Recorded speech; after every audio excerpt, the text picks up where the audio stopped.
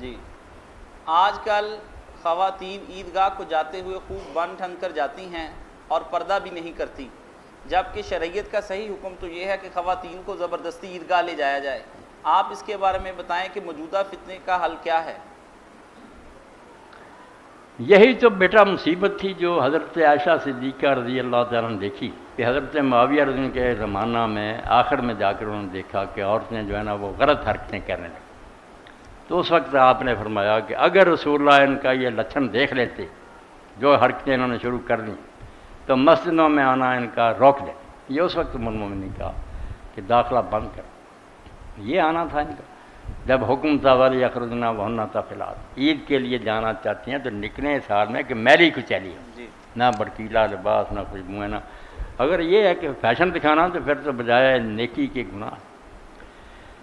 میں مکہ شریف میں ایک ہوٹل میں ٹھہرا تھا تو وہاں پھر کتابیں وغیرہ رکھ دیتے ہیں کہ لوگ پڑھیں۔ ایک عالم دین کا اس نے لکھا میری بہنوں خدا کے لیے نہ اپنے حج اور عمرے برباد کرو نہ حاجیوں کی کرو، کیوں حرم میں اس طرح تم آتی ہو کہ وہ بیچارے جب تم ان کی نظر پڑتی ہے وہ کمانے کے بجائے تباہ کر کے جاتے ہیں اپنا سب۔ جی